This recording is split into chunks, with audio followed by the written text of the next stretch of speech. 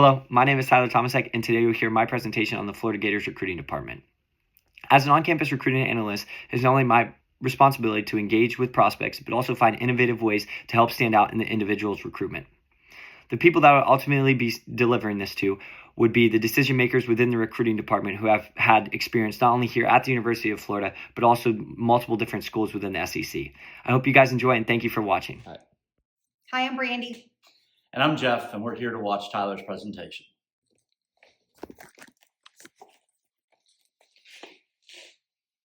You good? Good? Yep. Hello, my name is Tyler Tomasek, and today I'm going to talk to you guys about a new outreach method for recruits for the Florida Gators football recruiting department. So first, recruiting requires extensive levels of communication. It must be consistent, must be informative, and it must be relevant. So my solution would be a monthly newsletter that showcases the university as a whole and the football program. It would be shared directly, whether electronically or physically. It would be revolving around the UF campus as a whole, not just our football program.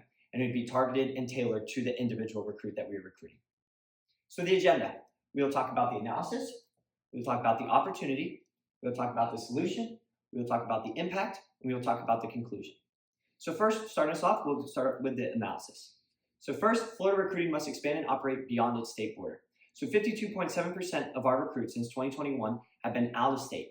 And this shows the desire from us to really go outside the state of Florida and not stay within our border.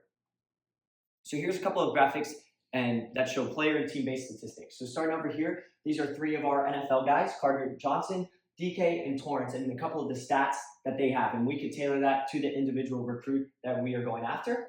And here is one of our players currently, Trey Wilson, and the accolades that he has had here at the University of Florida. Although these are very helpful in a recruiting process, it is very important that we show the university as a whole and not just our football program. So the opportunity. So the NCAA prevents recruit visits for a quarter of the year. So 98 days of the year, recruits are not allowed to be in person here at the University of Florida. So we need to take advantage of this. 365 days of the year, we need to make sure that they feel the love from the University of Florida. And so recruits must be educated on our program, culture, and amenities.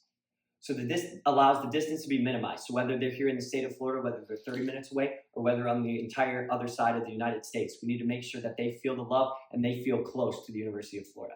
Secondly, this would be early introductions, whether they're learning about the players or the players' coaches and the staff early on in the recruiting process. So my solution would be a monthly newsletter that is tailored to the individual prospect.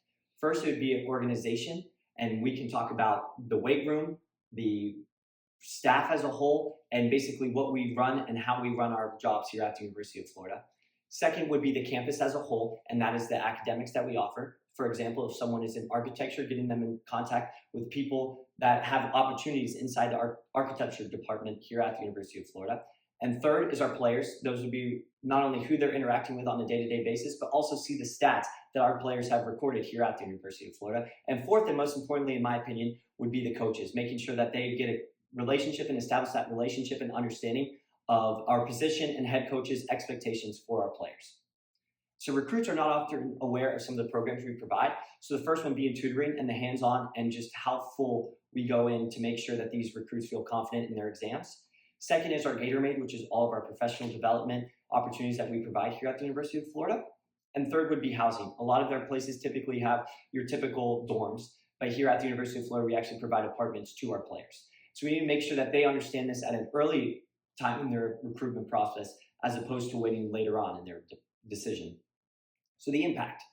So recruiting rewards universities who communicate consistently. And so On3 and 247 are two sites that we use that we kind of gain intel and understand where these kids are visiting and what their thoughts are in their recruitment process. And what it's been said is that a lot of, whether it's in the SEC, whether it's outside, is that a team who communicates consistently and constantly seem to stand out in their recruitment process. So we need to make sure that we not only communicate consistently, but also show our effort and our love to have them here at the University of Florida.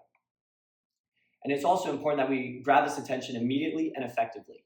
June 15th is the day when we can physically message our rising recruits, meaning before that day we are not able to. So when the new class comes up, we need to make sure that we take advantage of this exactly that day and establish that relationship early on, so we're not playing catch up, but rather we are ahead of the game.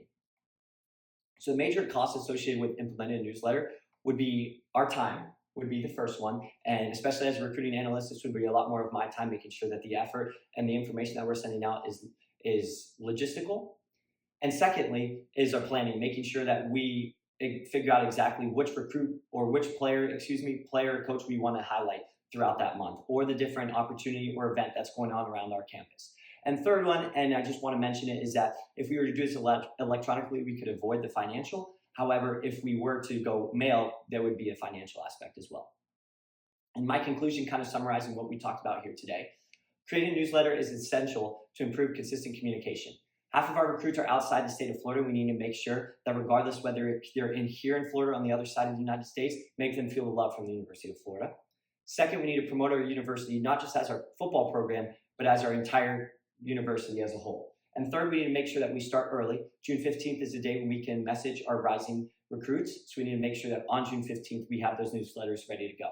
And fourth, 27% of the year, we do not have ability to have them on campus. We need to make sure that we expose those dead periods and take advantage of the time that they're not physically able to be here. And so this is my newsletter for the Florida Gators recruiting department. Thank you for your time.